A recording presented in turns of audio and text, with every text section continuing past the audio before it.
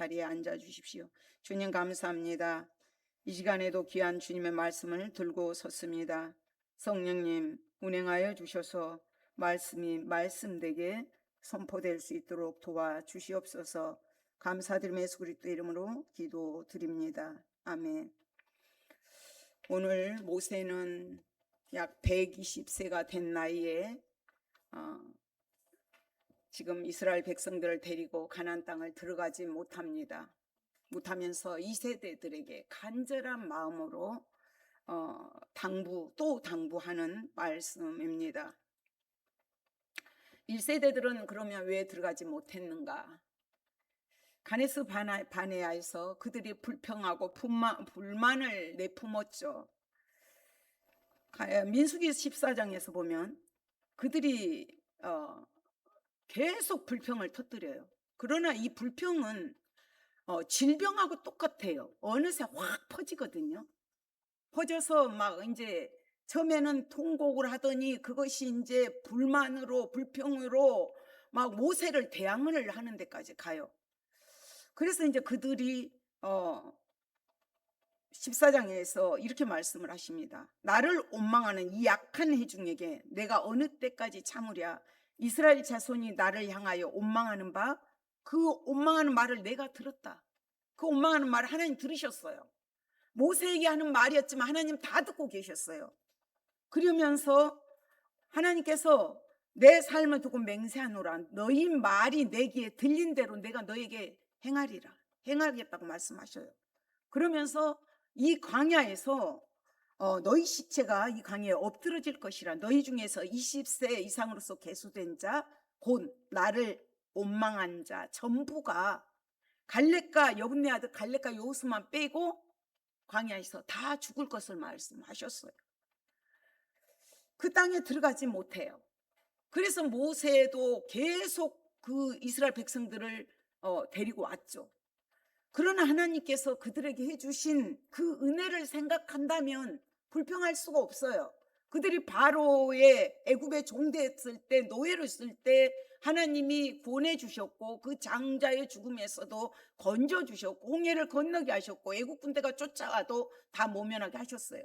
그리고 다 또 반석에서 물을 나게 하셨고 먹여 주시고 만나를 먹여 주시고 불기둥과 구름기둥으로 덮어주시고 인도해 주셨거든요. 그러나 그들은 어떤 문제가 딱 오면 원망하기 시작하는 거예요. 그냥 애굽으로 돌아가자 막 그러면서 왜 여기까지 와서 이러는가? 왜 그들이 그런 불평을 하게 됐을까요? 그들은 지금 그 한 사람이 불평을 하다 보니까 그것이 이제 어느새 번져가지고 전체한테 번졌던 것이죠. 그러면서 울며 불며 막 모세를 대항하고, 그래서 결과가 죽음이에요. 멸망이에요. 이렇게 무섭습니다. 우리는 이 생각이 사람을 지배하게 되죠. 늘 생각하는 것은 그 사람을 행동을 좌우하게 돼요. 그래서 순종이, 우리가 믿음 생활을 하면서 순종이 왜 중요한가? 순종은 그 삶의 질을 주관하게 됩니다. 삶의 질을 주관하게 돼요. 그래서 순종이 중요합니다. 그러나 이스라엘 백성들은 왜 그러면 순종하지 못했는가? 하나님의 은혜를 망각을 했어요. 첫 번째, 하나님의 은혜를 잊어버렸습니다. 잊어버리고 그 잠깐 물이 없으니까 난리가 난 거죠. 모세를 대항하고 원망하고 불평하고. 그리고 하나님의 그 약속을 믿지를 못했던 거죠. 가나안 땅까지 인도해 주겠다고 분명히 약속을 하셨는데도 못 믿는 거예요. 그리고 과거에 집착하는 거예요. 애굽으로 돌아가자. 거기서 고깃가마 옆에서 종들이 뭘 먹였겠어요? 노예들이 뭘 먹었겠어요? 기껏해야 돼지고기 비계덩어리 먹고 그랬을 텐데도 돌아가자 막 그러고 있거든요. 옛날 길을 다시 가자는 것밖에 안 된 거예요. 그러다 보니까 이제 불평하고 원망하고 하나님을, 모세를 대적하는 것이고 하나님을 대적한 것이 되어버렸습니다. 그랬을 때 이제 모세가 그들에게, 자기는 가나안 땅에 들어가지 못하지만 갈렙과 여호수아가 들어갑니다. 갈렙과 여호수아가 들어가고 그 20세 이하 2세대들이 이제 가나안 땅에 들어가게 돼요. 그래서 이들에게 당부 또 당부를 하면서 설교한 내용이 오늘 본문 말씀입니다. 우리가 은혜하지만 가장 큰 은혜는 하나님 말씀에 순종하는 거예요. 그 자체예요. 왜 그러냐면 말씀이 우리를 하나님의 백성으로, 하나님의 자녀로 빚어가기 때문이에요.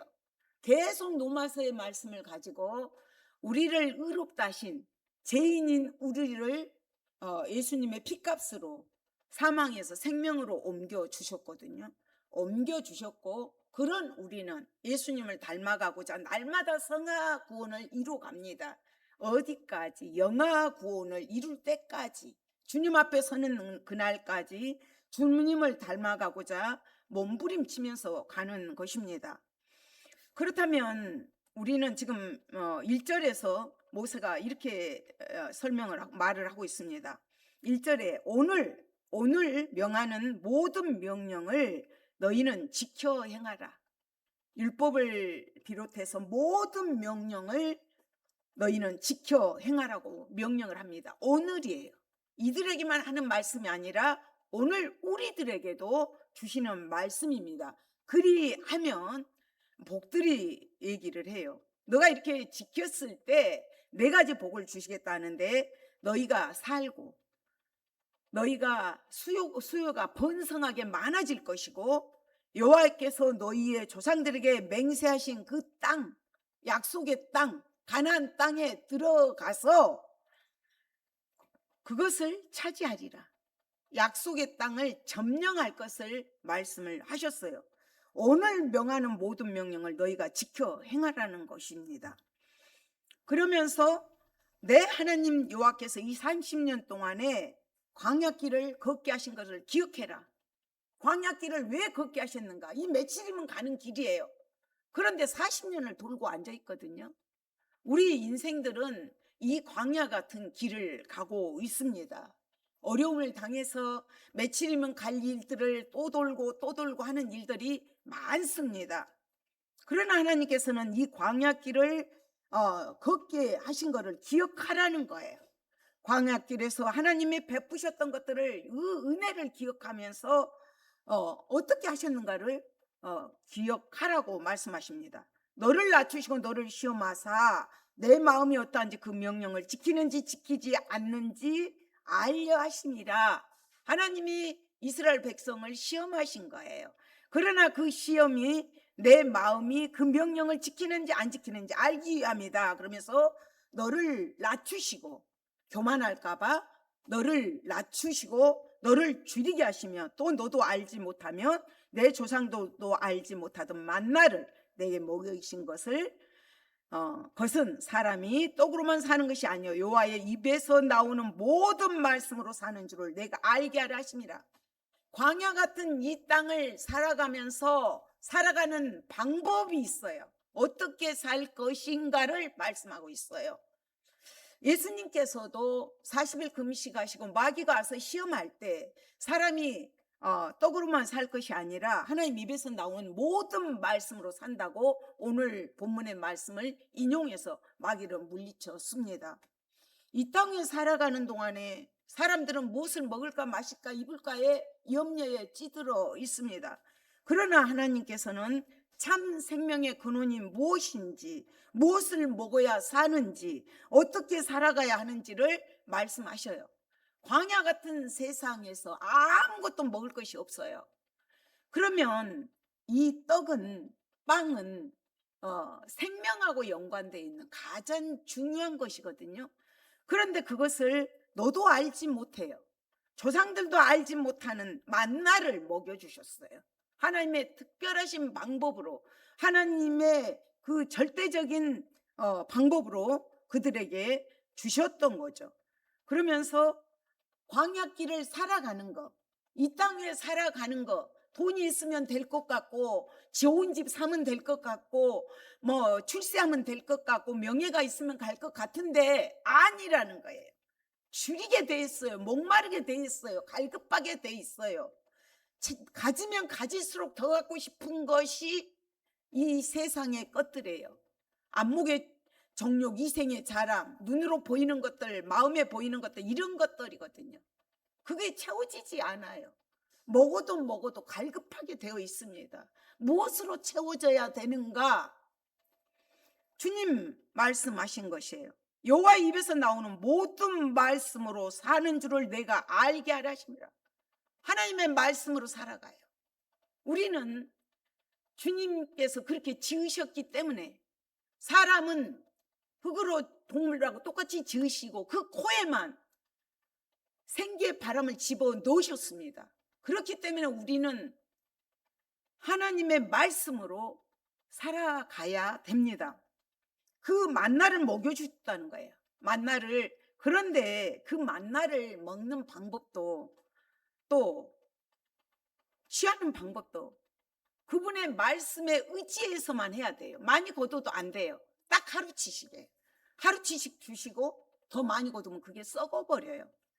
그러면 만나를 하루 주셔서 잘 먹고 잠자리에 들 때 어떤 사람들은, 그래, 오늘 또 이렇게 풍족하게 먹을 수 있게 주셨던 하나님이 내일도 나에게 만나를 주실 거야, 평안하게 잠든 사람들이 있었을 거예요.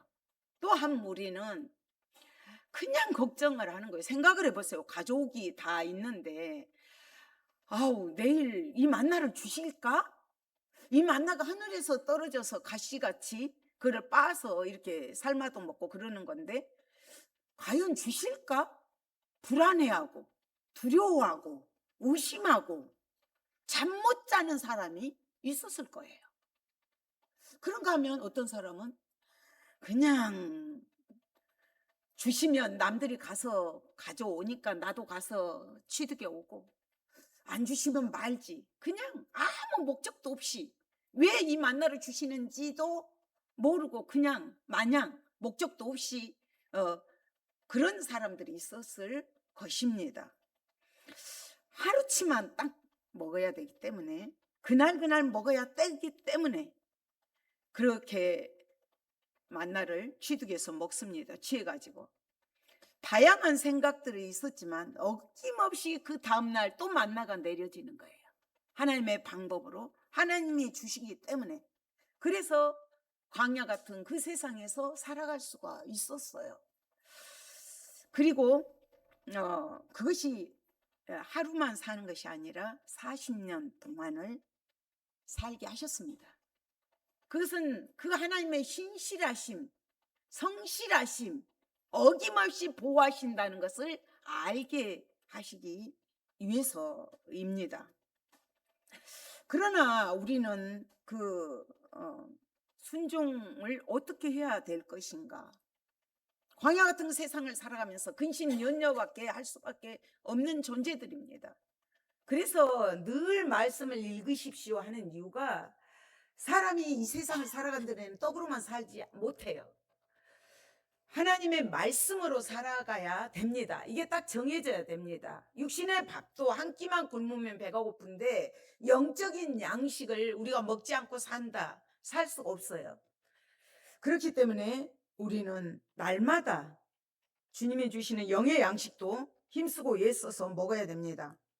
순종하는 삶을 살기 위해서는 성경은 우리에게 하나님의 계명에 순종하라고 가리킵니다.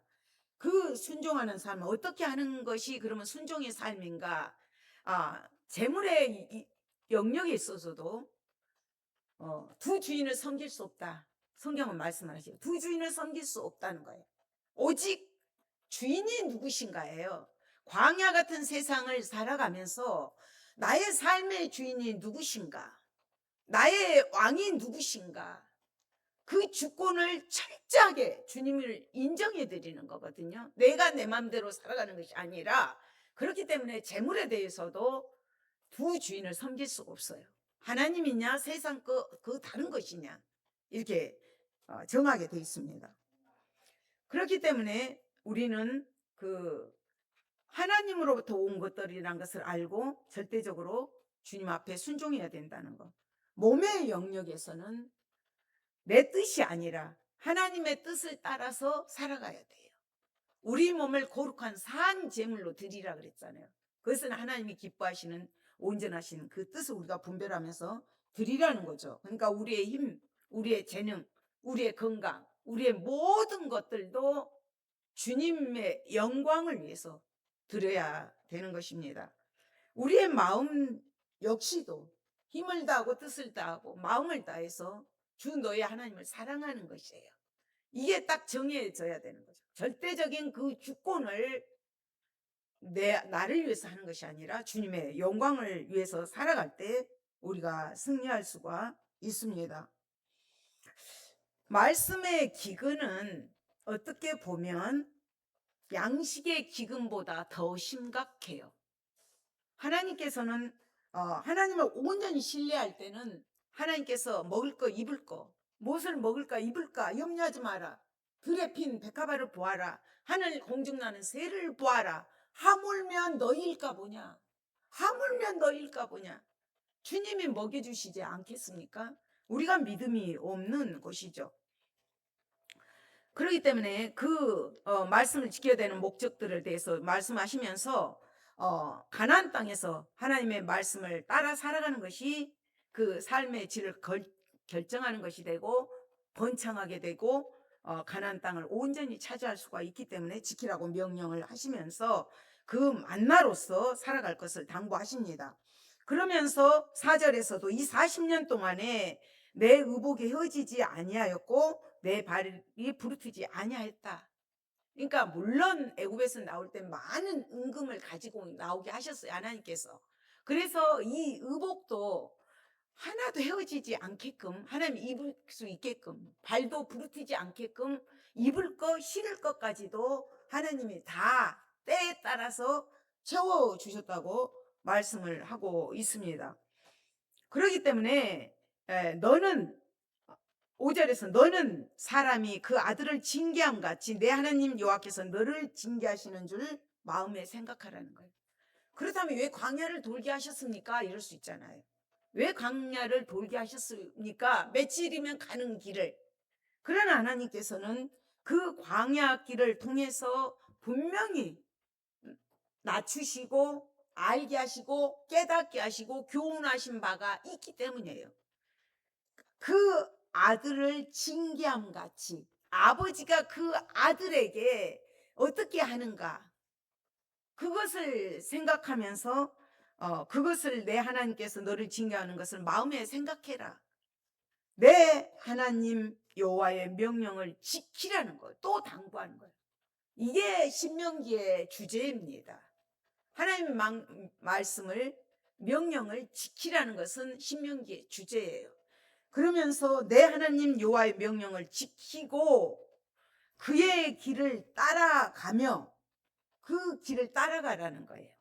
그리고 그를 경외할지니라. 그것을 경외하라는 하나님을 경외하라는 거예요. 주님을 명령을 지키면서 그 길을 따라가면서 그분을 경외할지어다. 예배할지어다. 그분을 높일지어다. 그리하며 왜냐하면 7절의 말씀이 왜 그렇게 해야 되냐 하면 내 하나님 여호와께서 너를 아름다운 땅에 이르게 하시게 하나니 아름다운 땅, 언약의 땅, 약속의 땅, 가나안 땅이에요. 천국이에요. 하나님 나라죠. 예수 그리스도로 임한 하나님 나라. 물론 우리가 죽어서도 가는 천국이지만 예수 그리스도를 우리가 마음속에 나의 왕으로 나의 주인으로 모셔 드릴 때 임한 하나님의 나라, 아름다운 땅이에요. 땅은 약속의 땅입니다. 그러면서 이스라엘 백성들이 하나님의 도를 행하고 하나님을 경외하기 위해서는 그분의 말씀을 간직해야 되는 이유를 설명하는 거예요. 왜냐하면 그 아름다운 땅에 이를 때에 그곳은 골짜기, 산지, 시내, 분천에 샘이 흐른다는 거예요. 샘. 왜 사막이죠? 사막은 왜 광야죠? 물이 없으면 쩍쩍 갈라지잖아요. 물이 없으면 사막이에요. 광야예요. 풀 한 폭이 자랄 수 없는 곳이 되는 곳이에요. 그러나 그 땅은 아름다운 땅, 좋은 땅, 그곳은 물이 흐르게 되니까 밀과 보리, 빵에, 떡에 재료가 되죠. 포도, 무화과, 석류, 감람나무, 꿀을 만들 수 있는, 잼을 만들 수 있는 그런 재료들이에요. 물이 흐르다 보니까 자동으로 강이 흐르게 되고, 그러다 보니까 식물들이 다 자라게 되는 것입니다. 그러면서 내가 먹을 것에 모자람이 없고 내가 아무 부족함이 없는 땅이며, 그 땅의 돌은 철이래요. 산에서는 구리를 캔대요. 이리 가도 저리 가도 넘치는 복들입니다. 에스겔서 47장에 보면 성전 문지방에서 흘러나온 주님 물이, 생수가 흘러가서 발목에 잠기고 무릎에 잠기고 허리에 잠길 때 은혜의 강물에서 헤엄치게 됩니다. 바로 생명수 대신 예수 그리스도로 말미암아 하나님 나라가 임했을 때 복음으로 말미암아 사는 역사가 임합니다. 죽었던 땅들이 쩍쩍 갈아져 식물이 자랄 수 없고 물고기가 자랄 수 없는 그런 곳들이 살아나는 역사가 임해요. 복음은 이 정도로 무섭습니다.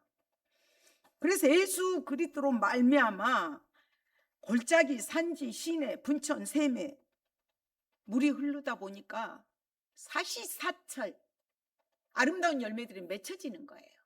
에스겔 47장에서 그것들이 그 이파리가 시들지 않아요. 그 물이 성소를 통해서 흘러나오는데 그 잎이 시들지 않아요. 열매가 끊어지지 않아요. 달마다 새 열매를 맺혀요. 그런 역사가 임합니다. 예수님, 나는 생명수라고 말씀하셨어요. 그리고 나는 하늘에서 온 참떡이라고 말씀을 하셨습니다. 예수 그리스도로 채워지지 않는 인생은 광야길이에요. 채우고 또 채워도 만족감이 없습니다. 평안이 없습니다. 기쁨이 없습니다. 즐거움이 없습니다. 그것이 아름다운 땅이 될 수가 없기 때문입니다. 내가 먹을 것에 모자람이 없고 내게 아무 부족함이 없는 땅이에요. 그 땅은 바로 언약의 땅이고 하나님이 약속하신 땅이고, 땅이 이스라엘 백성들하고 하나님이 언약을 맺었기 때문에 중요합니다. 땅은 하나님이 그의 백성과 맺은 언약을 지속시켜줄 핵심이에요. 열쇠예요. 그렇기 때문에 이 땅은 중요합니다. 그들의 땅에서, 그들의 예배처에서 예배를 드릴 때는 참된 하나님의 백성이 되기 때문에 그것이 예배 드릴 때 그 넘치는 복들을 누리게 됩니다. 이들이 가나안 땅에 들어가서 하나님의 약속이 뭐예요? 하나님의 언약을 맺으신 이유가 뭡니까? 너는 내 백성이 되고 하나님과의 관계예요. 그래서 예수님 뭐라 그러셨습니까? 나는 포도나무요, 너희는 가지다. 아버지는 포도나무, 가수원 지기, 나는 포도나무, 너희는 가지다. 우리가 가지된 포도나무에 붙어 있을 때 열매를 맺게 됩니다. 하나님과 이 관계 속에서 맺어진 관계가 돼야만이 물이 흐르고 넘치는 좋은 땅, 아름다운 땅이 될 수가 있습니다.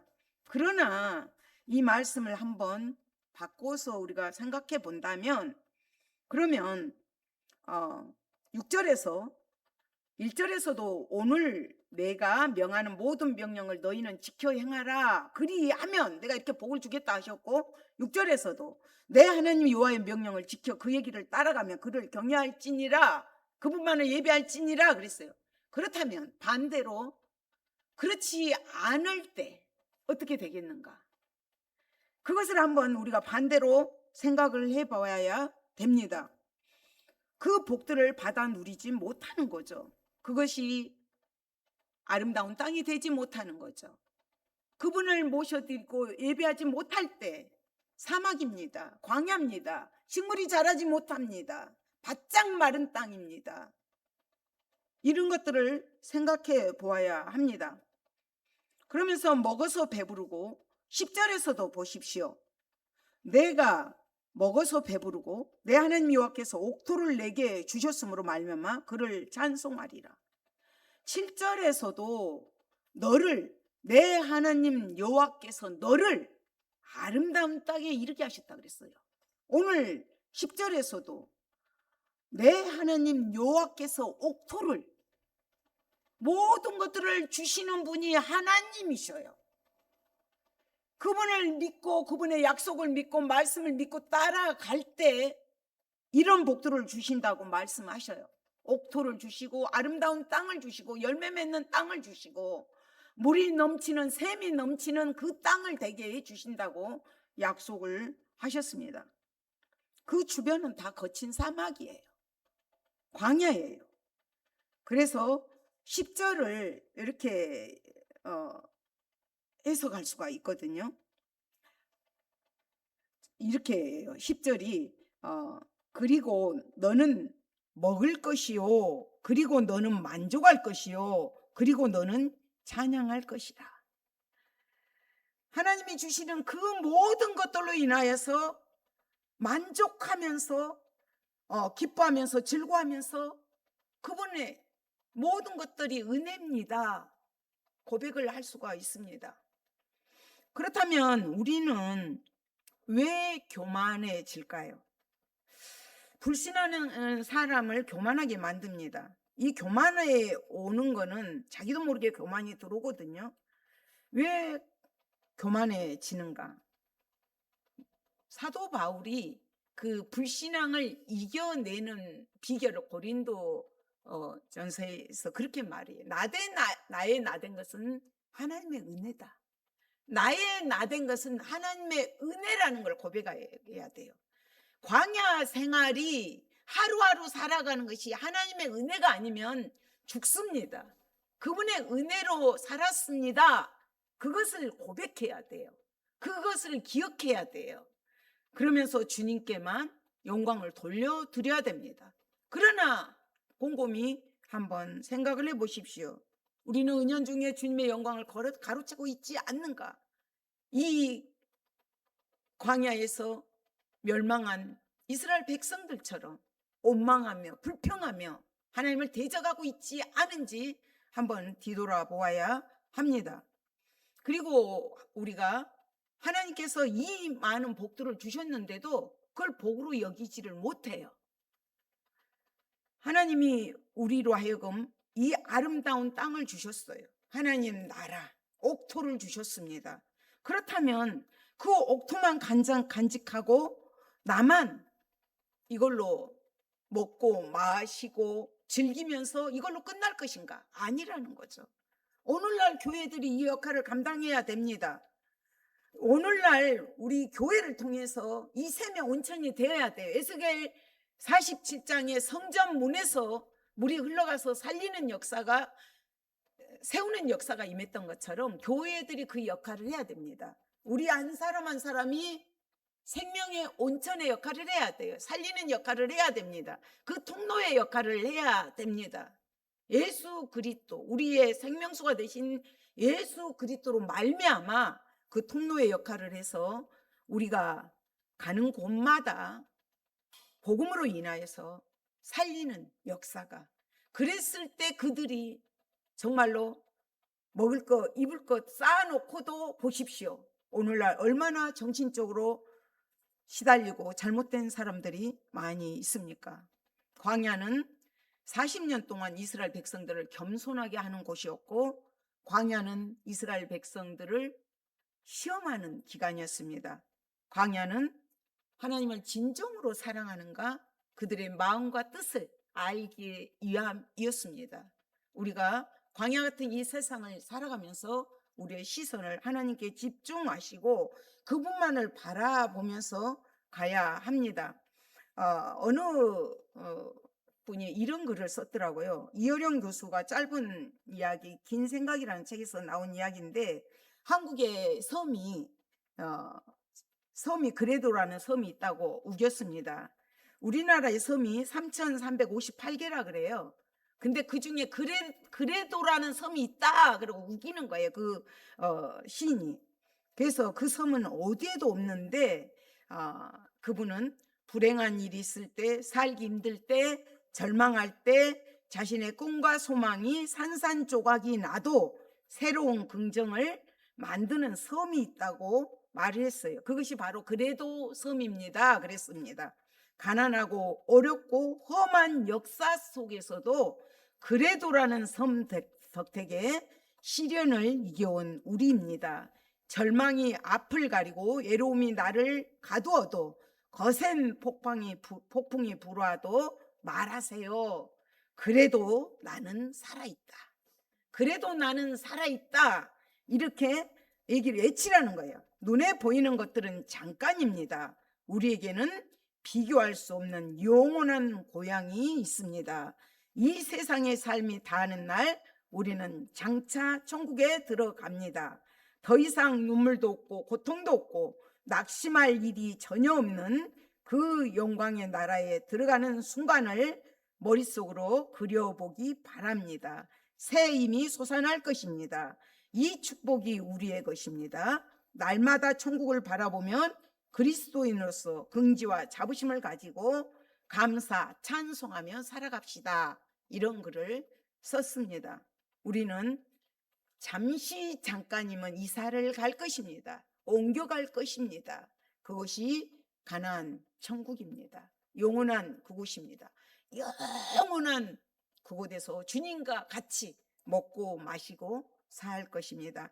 우리가 그날을 소망하면서 광야 같은 이 세상을 말씀으로 이기며 승리하며 살아갈 때, 하나님 앞에 섰을 때 고생했다, 수고했다, 의의 면류관으로, 생명의 면류관으로 우리에게 씌워 주실 것입니다. 그날을 소망하면서 우리가 하루하루 살아가는 것이 그래도라는 섬을 붙드는 것처럼, 그래도 나는 살아있다는 것 때문에, 생명이 있는 것 때문에 가서 살리는 역사, 생명의 통로의 역할을 감당하는 우리가 되시기를 소망합니다. 주님 감사합니다.